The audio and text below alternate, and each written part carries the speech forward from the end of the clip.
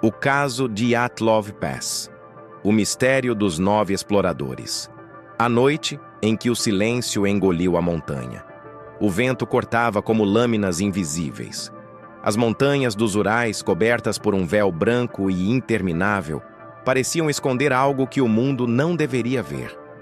Naquela noite de 2 de fevereiro de 1959, 9 jovens universitários russos, fortes, experientes e disciplinados, acampavam sob um céu sem estrelas. O chão estava congelado e o silêncio era absoluto, quase sagrado. Mas algo que ninguém jamais explicou, fez com que todos cortassem a própria tenda por dentro e fugissem descalços, em meio a uma tempestade de neve e temperaturas que beiravam os 40 graus negativos. Horas depois, o vento apagou seus gritos. Dias depois, o mundo começou a ouvir ecos deles. O acampamento foi encontrado em ruínas. As mochilas estavam intactas, as roupas dobradas como se esperassem o retorno de quem nunca voltaria. A neve escondia corpos espalhados pela encosta, alguns sem língua, outros com fraturas internas impossíveis de explicar. Não havia marcas de luta, nenhum rastro humano além dos deles mesmos. A União Soviética encerrou o caso com uma frase gelada e enigmática: força desconhecida irresistível. Desde então, o nome Dyatlov Pass se tornou sinônimo de pesadelo, conspiração e horror. Até hoje, ninguém sabe o que realmente aconteceu naquela montanha. Mas há quem diga que nas madrugadas geladas, ainda se pode ouvir passos na neve e o som distante de uma tenda sendo rasgada de dentro para fora. A expedição que nunca voltou. No início de fevereiro de 1959, um grupo de 9 jovens universitários da Universidade Técnica dos Urais se preparava para o que seria a maior aventura de suas vidas. O líder era Igor Dyatlov, um engenheiro meticuloso, disciplinado e apaixonado pela natureza selvagem. Ao seu lado, estavam 8 companheiros igualmente experientes em expedições de inverno. Homens e mulheres entre 20 e 24 anos, todos movidos pelo desejo de conquistar o desconhecido. O destino era o Monte Otorten, uma região remota e quase inacessível, cercada por montanhas que os nativos Mansi chamavam de a Montanha dos Mortos. Nenhum deles levou a sério o nome. Para eles, era apenas uma lenda local. O grupo partiu confiante, levando câmeras, diários e um plano de rota detalhado. O que torna essa história ainda mais perturbadora é o fato de que tudo foi registrado. Fotos, anotações, risadas, planos de viagem. Os últimos dias de vida daqueles jovens estão documentados até o momento exato em que desapareceram. Eles caminharam por dias, enfrentando o frio e a neve espessa. Riram, posaram para fotos, escreveram sobre o cansaço e o orgulho de estarem juntos. A amizade e a disciplina militar pareciam ser o escudo perfeito contra qualquer perigo. No dia 1º de fevereiro, decidiram acampar na encosta do Monte Kholat Syakhl, uma área desaconselhada, até mesmo pelos montanhistas locais. As condições climáticas pioraram rapidamente. O vento cortava, o frio castigava, mas ainda assim, Dyatlov insistiu em manter a rota original. Era o tipo de líder que não recuava diante de uma tempestade. Essa decisão foi o ponto de não retorno. Dias depois, quando os familiares não receberam as mensagens esperadas, uma equipe de resgate foi enviada. O que eles encontraram na neve jamais seria esquecido. A tenda havia sido rasgada de dentro para fora, como se o grupo tivesse fugido desesperado. As pegadas descalças se perdiam na escuridão branca. E o que começou como uma busca simples transformou-se em um dos mistérios mais assustadores da história moderna. Ninguém que subiu aquela montanha voltou o mesmo, porque lá em cima, algo os observava. A descoberta na neve. O resgate começou no dia 20 de fevereiro de 1959. Soldados, estudantes voluntários e moradores da região formaram grupos para procurar qualquer sinal da expedição desaparecida. Por dias, O vento e a neve apagaram todas as pistas. O frio intenso parecia guardar o segredo a 7 palmos de gelo. Foi então que nas encostas do Monte Kholat-Syakhl, um grupo de resgatistas avistou uma mancha escura no horizonte branco. Quando se aproximaram, o horror se materializou. A tenda da expedição. Ela estava parcialmente coberta pela neve, rasgada de dentro para fora, e seu interior parecia congelado no tempo. Botas alinhadas, mochilas intactas, roupas dobradas, diários abertos como se esperassem ser lidos novamente. Nenhum sinal de luta, nenhum corpo à vista. Apenas o silêncio e uma sensação sufocante de que algo observava dali. Seguindo as pegadas, os investigadores encontraram o primeiro rastro de desespero.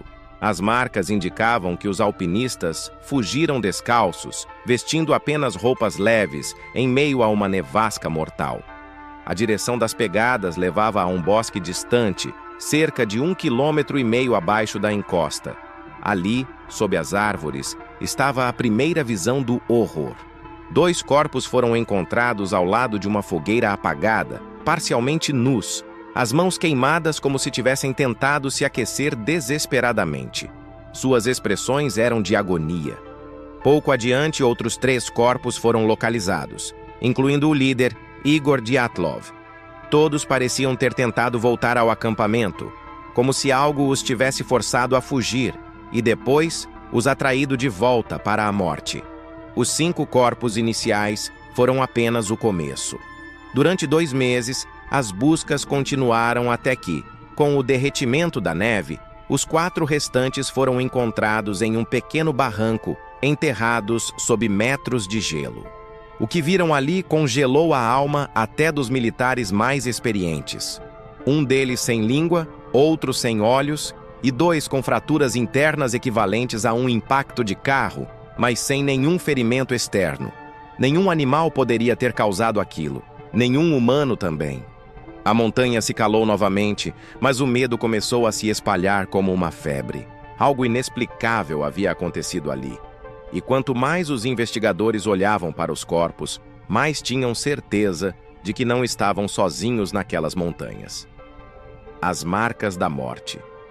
Os corpos foram levados para análise no necrotério de Sverdlovsk, onde a investigação revelou um horror que ninguém estava preparado para aceitar. O médico legista, ao remover as camadas de gelo e tecido endurecido, percebeu que algo não fazia sentido. Não havia sinais de luta, nenhum ferimento superficial compatível com os traumas internos que eles apresentavam. E, no entanto, as fraturas eram esmagadoras, como se tivessem sido comprimidos por uma força invisível, brutal e silenciosa. O corpo de Lyudmila Dubinina chocou a equipe forense. Ela estava sem língua, sem olhos e com o rosto parcialmente desfigurado. Seu peito havia colapsado de dentro para fora, sem rompimento de pele. O de Zolotaryov, um dos mais fortes do grupo, possuía costelas quebradas e uma expressão congelada de puro terror. Já Thibaut Brignol, outro dos jovens, apresentava um trauma craniano comparável a uma queda de dezenas de metros, mas ele morrera em solo plano, na neve. Não havia marcas de faca, tiros, nem arranhões de animal. As roupas, porém, continham algo ainda mais sinistro: altos níveis de radiação. Nenhum dos jovens trabalhava com material radioativo. Nenhum deles deveria brilhar sob o contador Geiger, mas brilhavam. A investigação soviética, pressionada pelo medo e pela necessidade de silêncio, começou a fechar portas. Os registros foram classificados. Os relatórios, fragmentados. O caso foi encerrado com uma explicação fria e absurda. Morte causada por uma força desconhecida irresistível. Mas o que realmente deixou os investigadores sem dormir foram as expressões dos corpos. Cada rosto parecia congelado em um instante de horror absoluto, como se tivessem visto algo que a mente humana não consegue compreender. Os moradores da região Mansi, interrogados, contaram antigas histórias. Diziam que aquelas montanhas eram amaldiçoadas, habitadas por espíritos que puniam quem ousasse subir sem permissão.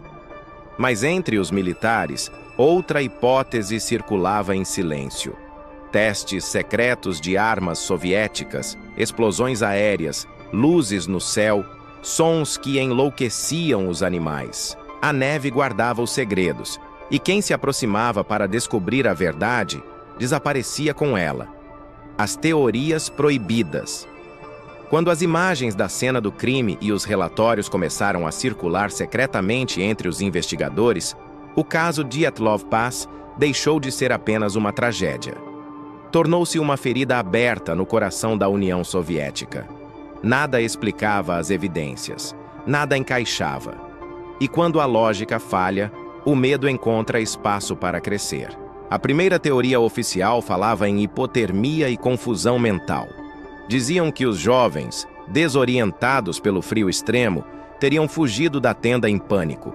Mas quem, em desespero absoluto, rasga o próprio abrigo por dentro, foge descalço e morre com fraturas internas de impacto violento, sem sinais externos?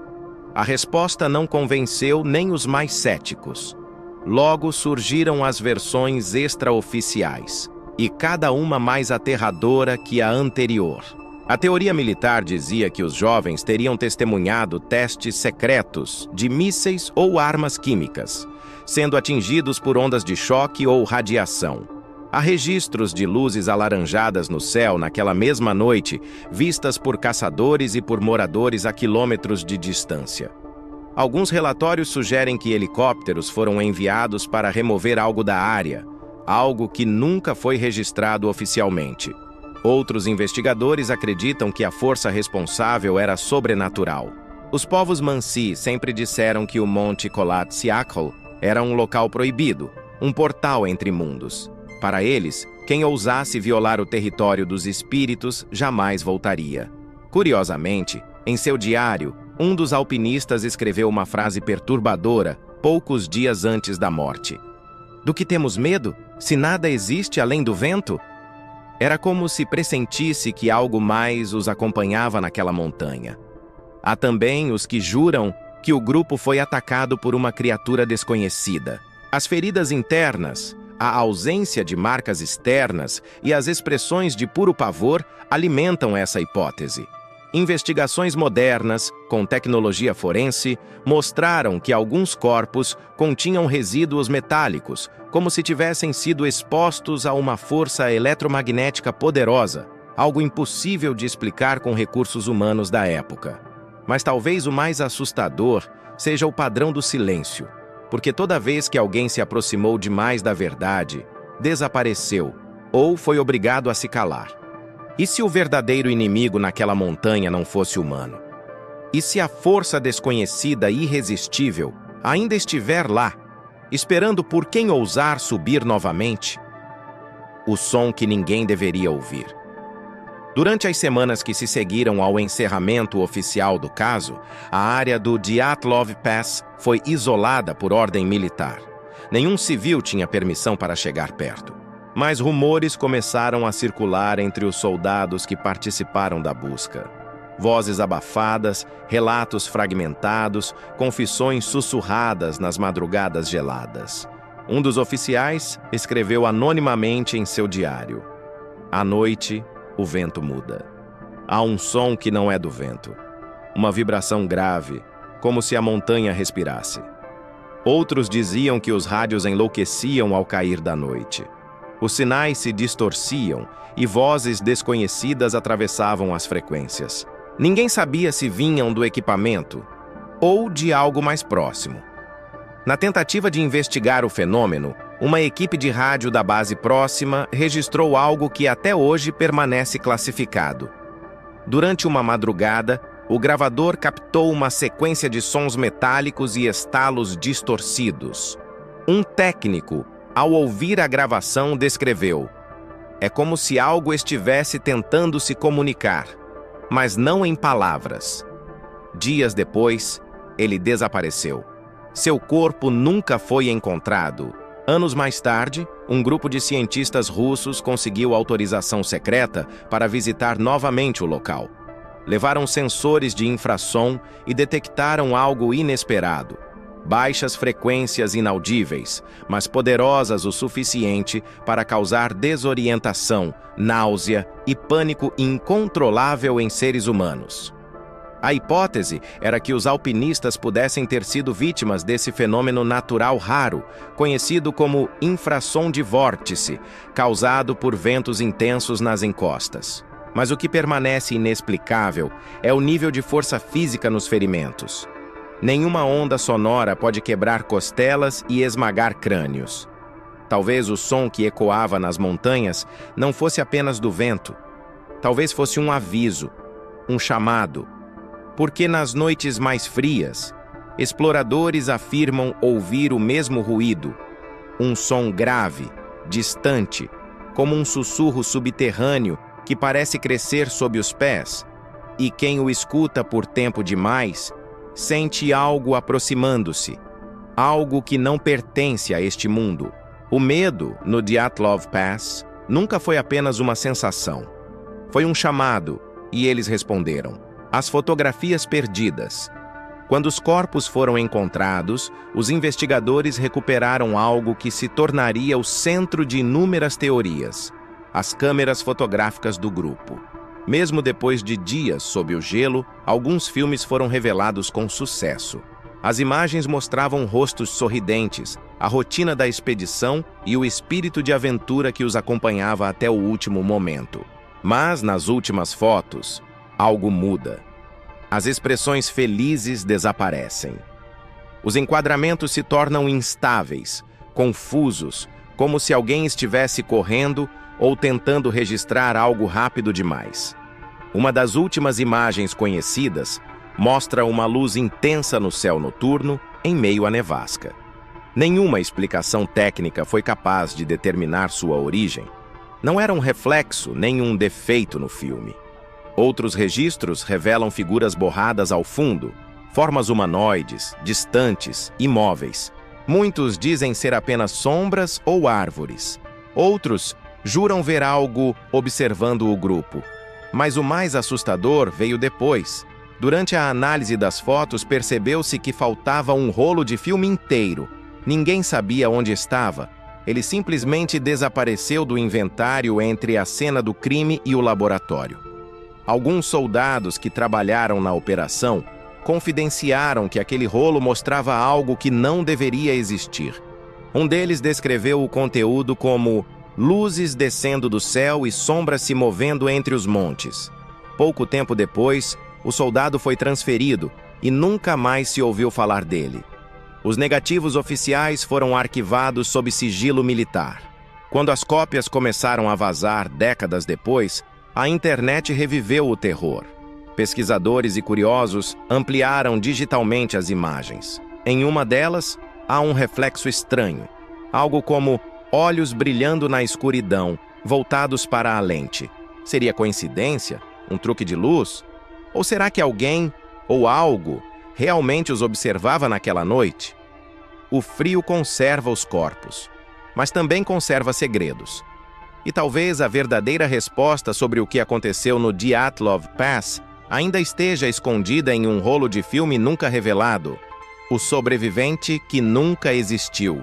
Meses após o encerramento do caso, quando o governo soviético declarou o dossiê Dyatlov classificado, começaram a circular rumores entre os militares e cientistas que participaram da operação.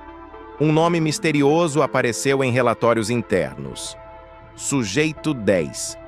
Oficialmente, eram 9 os exploradores, mas alguns documentos falam de 10 mochilas recolhidas no acampamento, 10 colchonetes, 10 talheres e uma 10ª ficha médica, sem nome, sem fotografia, apenas a palavra presente rabiscada em russo. Ninguém soube explicar. Nenhum registro público cita um 10º integrante. Ainda assim, relatos extraoficiais afirmam que, durante a busca, um homem foi encontrado vivo a quilômetros de distância, nas margens do rio Lozva. Segundo testemunhas locais, ele estava nu, coberto de feridas, murmurando palavras desconexas. Quando o exército chegou, o homem teria sido levado em silêncio e o local isolado. Nunca mais se ouviu falar dele, mas há algo ainda mais perturbador. Dias depois, um relatório interno da KGB menciona interrogatório inconclusivo do sujeito resgatado no incidente Dyatlov. O documento foi censurado logo em seguida. Décadas mais tarde, um ex-militar reformado que participou das buscas deu uma entrevista anônima à imprensa russa. Com voz trêmula, ele contou: "Encontramos alguém, mas não era como os outros. A pele estava diferente, pálida demais, e os olhos não pareciam humanos." Alguns pesquisadores acreditam que o tal sobrevivente era um dos estudantes que enlouqueceu e fugiu antes do grupo morrer. Outros dizem que se tratava de algo que se infiltrou entre eles, uma presença silenciosa que caminhou com o grupo, sem ser notada, até a tragédia final. Há também uma versão ainda mais sombria, a de que nunca houve um sobrevivente humano. O sujeito 10 seria uma referência a um corpo não identificado, recolhido em sigilo pelos militares, e que apresentava características físicas impossíveis de classificar. A lenda diz que o corpo foi levado para uma base secreta em Sverdlovsk, onde cientistas tentaram estudá-lo. Nenhum deles voltou a falar sobre o assunto. O que se sabe é que, após aquele inverno, o Dyatlov Pass foi fechado por anos. E nas florestas ao redor, caçadores começaram a relatar avistamentos de figuras pálidas caminhando na neve sem deixar rastros. Talvez um deles ainda esteja lá, esperando o retorno à montanha. 30 anos depois da tragédia, em meados dos anos 1990, o governo russo finalmente suspendeu as restrições à região do Dyatlov Pass.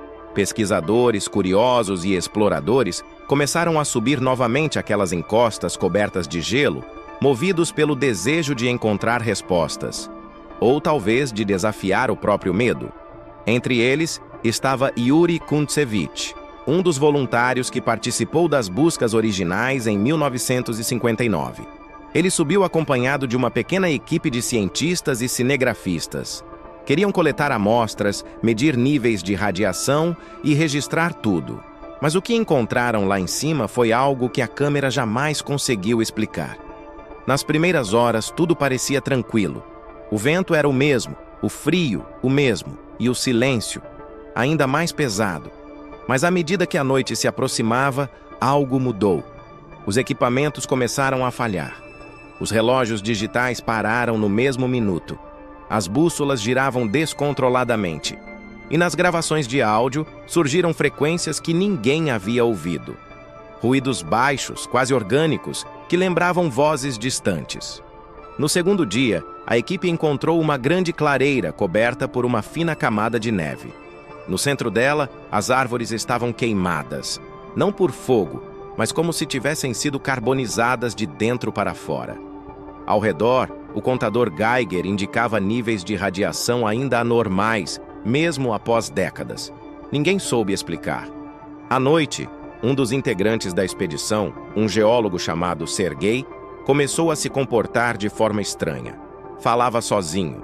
Dizia ouvir passos do lado de fora da barraca, mas quando saíam para verificar, o vento estava imóvel. No terceiro dia, ele desapareceu. Foi encontrado horas depois, a mais de 1 quilômetro do acampamento, descalço, com os olhos fixos na montanha. Estava vivo, mas incapaz de falar. Após o ocorrido, o grupo encerrou a expedição e desceu em silêncio. Yuri, o líder, jamais retornou àquela região. Em entrevistas posteriores, sua voz tremia ao lembrar. O ar lá em cima é diferente, é pesado, como se a montanha respirasse. O retorno ao Dyatlov Pass não trouxe respostas, trouxe mais perguntas e uma certeza terrível, a de que algo continua ali, intocado, esperando por quem ousar invadir novamente o território da força desconhecida. Alguns acreditam que a montanha é um portal, um eco de outra dimensão. Outros dizem que ela guarda a presença dos 9 que nunca voltaram e de um 10º que nunca foi humano, os arquivos secretos da KGB. Quando o caso Dyatlov foi encerrado oficialmente em 1959, o governo soviético classificou todos os documentos como material confidencial de segurança nacional. Durante décadas, ninguém fora das Forças Armadas teve acesso aos arquivos originais. Mas nos anos 1990, após a queda da União Soviética, parte desses relatórios veio à tona. E o que eles revelaram era apenas o começo do pesadelo.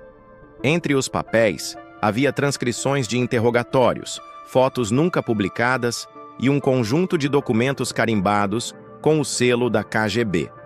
Um deles, datado de março de 1959, trazia o título Operação Montanha Silenciosa. O texto era curto e perturbador. Dizia: evacuação completada, artefato recolhido, testemunhas controladas. Nenhuma explicação adicional. Nenhum contexto, apenas silêncio. Outros arquivos indicavam que 3 investigadores do caso desapareceram misteriosamente após assinarem o encerramento do processo. Um deles, o tenente-coronel Boris Kolevatov, foi encontrado morto meses depois, com sinais de envenenamento. O caso foi arquivado como suicídio. Mas o mais estranho veio de um relatório interno da própria KGB, revelado por um desertor anos mais tarde.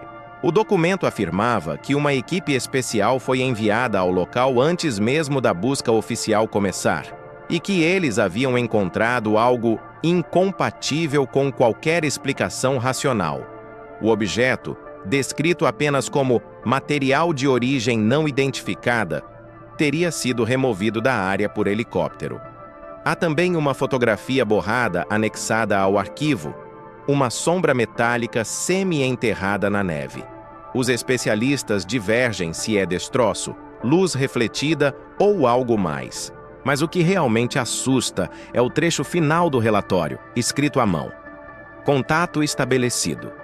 Encerrar comunicações. Desde então, teorias sugerem que a KGB teria ocultado um evento de natureza extraterrestre ou um experimento de armamento que saiu do controle. Há até quem acredite que os próprios exploradores não morreram por acaso, foram eliminados por testemunharem algo que jamais deveria ser visto. Os documentos nunca foram completamente liberados. Muitos desapareceram após 2004, quando novas revisões começaram a ser solicitadas por pesquisadores independentes. É como se o passado tentasse se apagar por conta própria. O Dyatlov Pass não é apenas um mistério, é um espelho, e dentro dele, a verdade ainda observa, calada, protegida por décadas de mentiras e por uma montanha que parece viva. As vozes da neve. O Dyatlov Pass é um lugar onde o vento não sopra. Ele sussurra. Quem já esteve lá afirma que nas noites sem lua, o silêncio é tão absoluto que o próprio coração parece ecoar dentro da mente. Mas quando o vento muda, o que se ouve já não é o silêncio. É algo diferente. Nas décadas seguintes à tragédia, montanhistas e caçadores que se aventuraram naquela região começaram a relatar um fenômeno estranho. Durante a madrugada, em meio à nevasca, vozes pareciam surgir da própria neve. Não eram ecos. Eram murmúrios baixos, quase inteligíveis, que pareciam chamar pelo nome dos visitantes. Um explorador em 1976 escreveu em seu diário: "Ouvi meu nome sussurrado 3 vezes. Pensei que fosse o vento. Mas quando olhei para trás, as pegadas na neve terminavam bem atrás de mim." Outro registro de 1982 descreve algo ainda mais inquietante. Uma equipe de esquiadores relatou ter ouvido gritos abafados vindos do vale durante a madrugada. Quando desceram para investigar, encontraram nada. Apenas marcas circulares no gelo e um cheiro metálico no ar. Os cientistas tentaram explicar. Diziam que as correntes de vento, somadas à geografia das encostas, criavam ressonâncias acústicas capazes de gerar sons semelhantes a vozes humanas. mas nenhum deles conseguiu justificar os relatos de nomes pronunciados, frases completas ou diálogos inteiros captados em gravadores. Em 1999, um grupo de estudantes da Universidade de Perm decidiu realizar uma investigação com equipamentos modernos de som ambiente. Durante a noite, os microfones captaram um ruído grave, seguido de algo impossível de ignorar. Voltem. A palavra foi repetida, sussurrada, em russo antigo. Assustados, os jovens fugiram do local. Horas depois, um deles desapareceu. Foi encontrado dias depois em estado de choque, com os lábios roxos e o olhar fixo no horizonte. Ele murmurava sem parar. Eles nunca pararam de chamar. Desde então, o fenômeno passou a ser conhecido como as Vozes da Neve. Alguns dizem que são os espíritos dos 9 exploradores. Outros acreditam que é algo mais antigo, mais profundo, uma consciência adormecida sob o gelo, alimentando-se da curiosidade humana. Porque no Dyatlov Pass, a neve não apenas cobre os mortos, ela os escuta, e quem ousa ouvi-la por tempo demais, nunca mais volta a ser o mesmo. As sombras nas fotografias. Em 2008, uma nova análise digital foi feita nas fotografias originais do caso Dyatlov Pass. Com tecnologias modernas de restauração e realce, especialistas conseguiram ampliar detalhes antes invisíveis nos negativos de 1959. Foi nesse momento que o medo retornou, não pela história em si, mas por aquilo que se revelou nas imagens. A primeira foto analisada mostrava o grupo montando a tenda, sorrindo sob o frio. Mas no canto inferior direito, ampliado 100 vezes, havia uma silhueta escura, parcialmente escondida atrás de uma árvore. Nenhum dos 9 exploradores estava nessa posição. A altura e a forma da sombra não combinavam com nenhum deles. Na segunda imagem, tirada à noite, há uma sequência de luzes pairando no horizonte. 3 pontos luminosos que formam um triângulo perfeito. Quando os contrastes foram ajustados, percebeu-se que um dos pontos centrais não era luz, mas reflexo em algo metálico. Os arquivos originais não mostram manipulação, mas foi na última fotografia que o verdadeiro terror se instalou. A imagem é borrada, capturada às pressas, como se alguém tivesse tentado fotografar algo se movendo rapidamente em direção ao grupo. Entre o ruído granulado e as sombras da neblina, delineia-se uma forma humanoide, alta, magra, sem feições claras, aparentemente de costas. Parece estar virando a cabeça para a câmera. O olhar, ou, o que se assemelha a olhos, reflete a luz do flash como 2 pequenas faíscas brancas. Os peritos chamaram de pareidolia, o fenômeno psicológico de ver figuras onde não existem. Mas mesmo eles admitiram. A geometria dessa sombra é estranhamente coerente. Com o vazamento das fotos na internet, fóruns e documentaristas começaram a caçar cada pixel em busca de respostas. Alguns dizem que a figura é apenas um tronco. Outros afirmam que se trata do mesmo ser visto nas lendas Mansi, o Menk, uma criatura ancestral que habita as montanhas e devora quem ousa invadir suas terras. Mas há um detalhe que poucos notaram. Na borda da foto, quase apagada, há uma marca de mão, fina e alongada, impressa na própria película. Os técnicos garantem que não pertence a nenhum dos fotógrafos, como se algo, ou alguém, tivesse segurado o rolo antes que ele fosse revelado.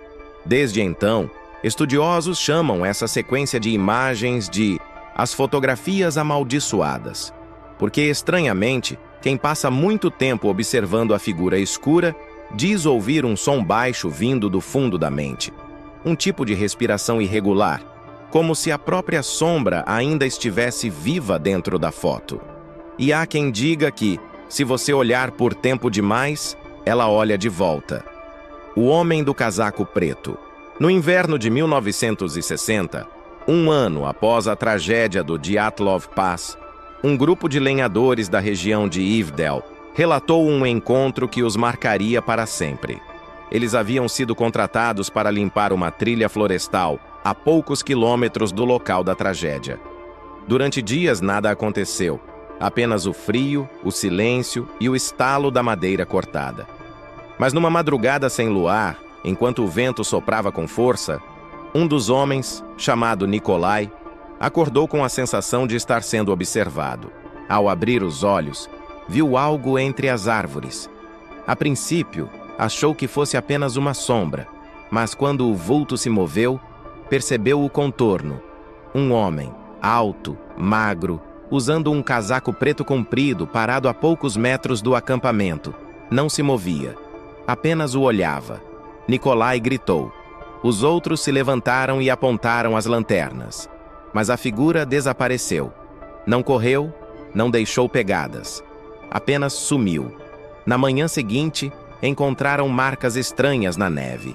Passos profundos, longos demais para um ser humano comum.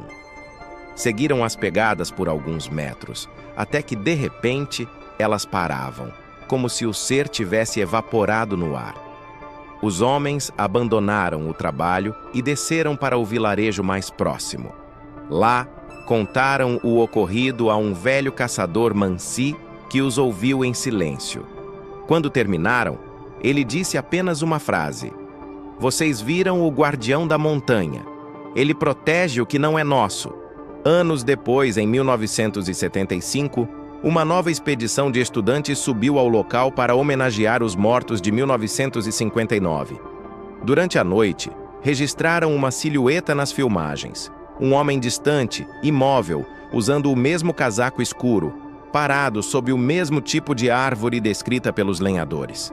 As autoridades declararam que era interferência da luz. Mas o vídeo ainda existe, arquivado em fóruns obscuros da internet.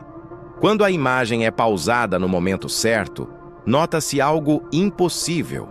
O homem parece estar olhando diretamente para a câmera, apesar de estar a mais de 200 metros de distância. Nos anos seguintes, dezenas de relatos semelhantes surgiram. Exploradores, turistas, até militares disseram ter visto a mesma figura, sempre imóvel, sempre observando, sempre vestida de preto e sempre em silêncio. Alguns acreditam que é o espírito de Igor Dyatlov, condenado a vigiar o local para sempre. Outros dizem que é o 10º membro da expedição, aquele que nunca foi registrado.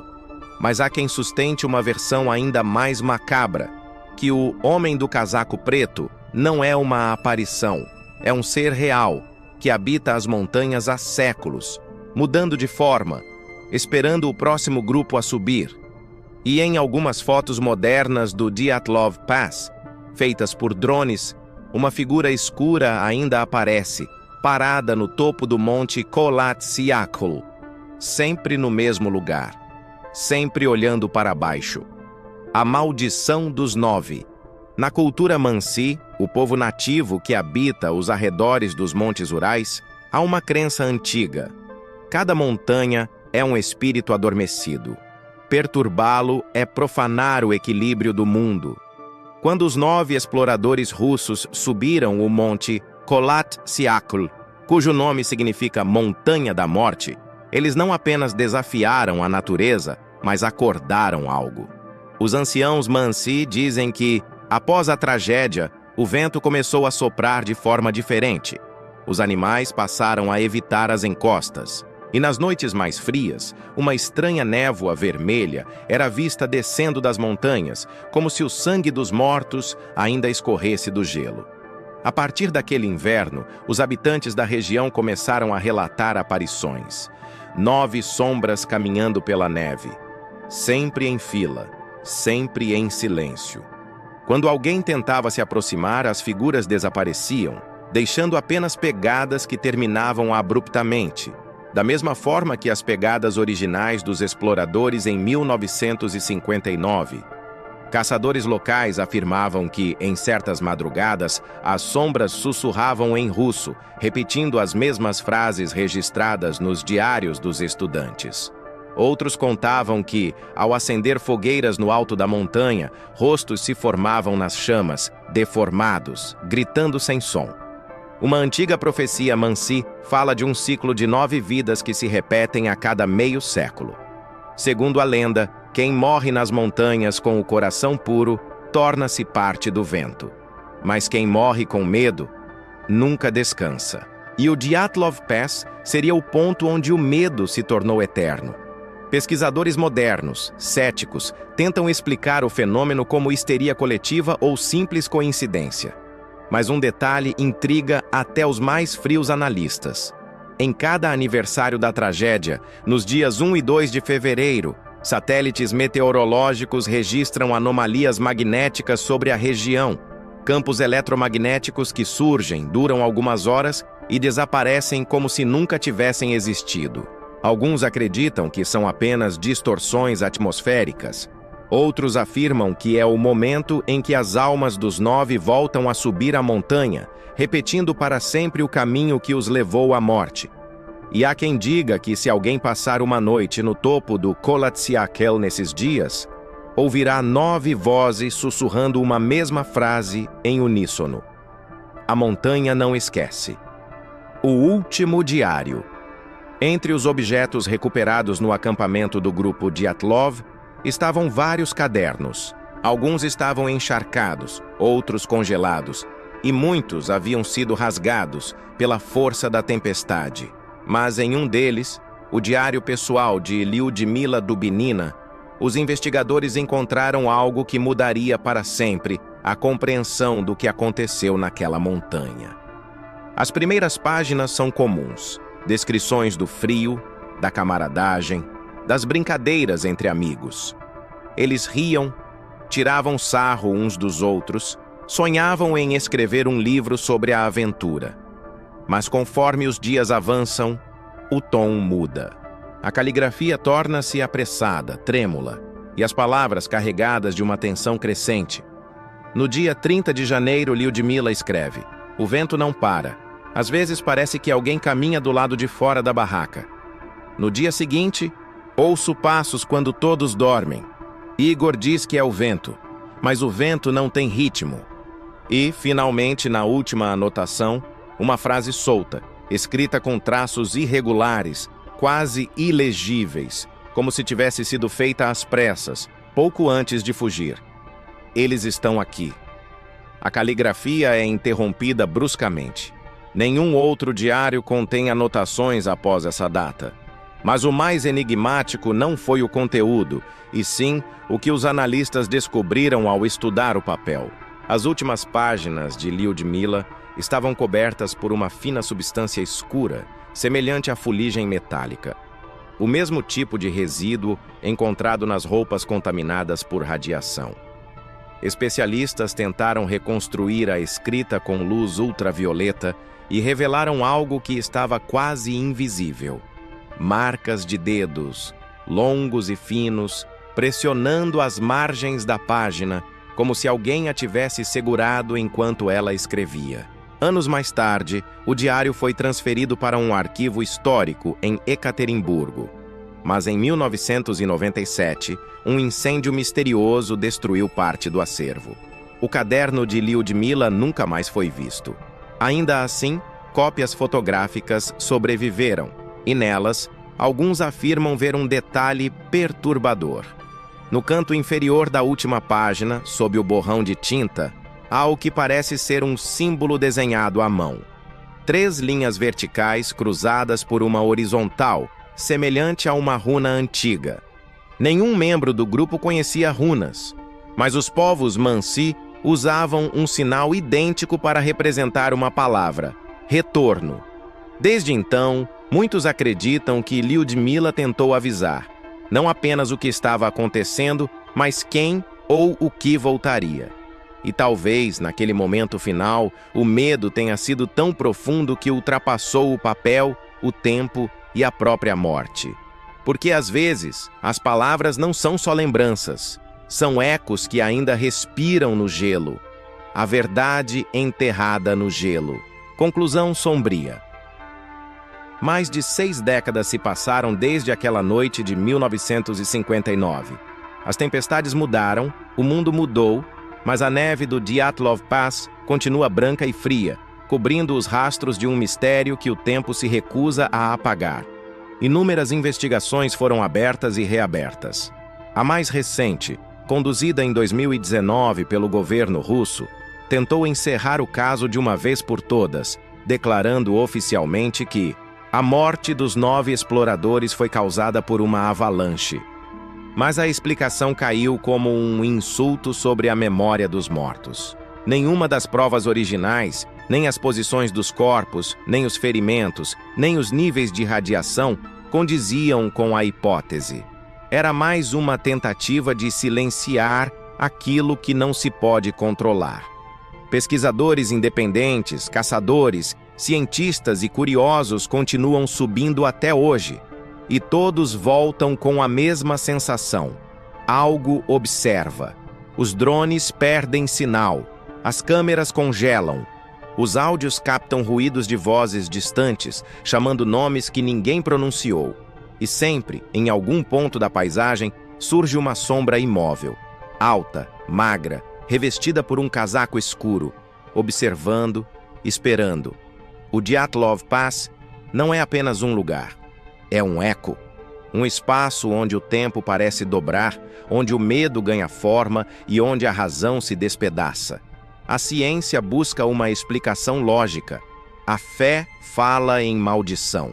Mas talvez a verdade esteja debaixo da neve, selada junto aos corpos, misturada ao vento e às cinzas de algo que não pertence a este mundo. Há quem diga que, ao cair da noite, se você se ajoelhar e tocar o chão gelado do monte Kholat-Syakhl, conseguirá ouvir, não o som do vento, mas 9 corações batendo, fracos, em uníssono, esperando que alguém os escute. E às vezes, quando o frio aperta e a mente começa a se perder, um 10º som se mistura aos outros. Uma respiração irregular, próxima demais. Como se alguém estivesse parado atrás de você, observando. A montanha guarda tudo, o medo, o silêncio e a verdade. E talvez a verdadeira força desconhecida e irresistível não esteja nos montes Urais, mas em nós mesmos, naquilo que se esconde nas sombras da mente humana, pronta para despertar sempre que olhamos por tempo demais para o abismo. Dyatlov Pass nunca foi apenas uma história. Foi um aviso. E o vento ainda hoje sussurra o mesmo segredo. Eles nunca foram embora. O chamado do gelo. Se você ouviu até aqui, talvez o vento já tenha sussurrado algo para você também. O Dyatlov Pass continua lá, intocado, imóvel, gelado, guardando segredos que o mundo insiste em esquecer. Mas alguns mistérios não querem ser esquecidos. Eles esperam, chamam, observam. E agora que você conhece a história, talvez perceba. Há algo no silêncio das montanhas, algo que também vive dentro de nós. A verdade está no frio, nas sombras, no som distante de uma tenda sendo rasgada por dentro. Mas cuidado, porque quem escuta o chamado do gelo, às vezes não consegue mais voltar. Se você sentiu a presença deles, se o som da neve ainda ecoa na sua mente, inscreva-se no canal, curta o vídeo e comente abaixo o que você acredita ter acontecido naquela noite. A sua voz mantém o mistério vivo, e quanto mais falamos sobre o Dyatlov Pass, mais ele desperta. Este é o Vórtice 414, onde o medo é real e o silêncio nunca é apenas silêncio.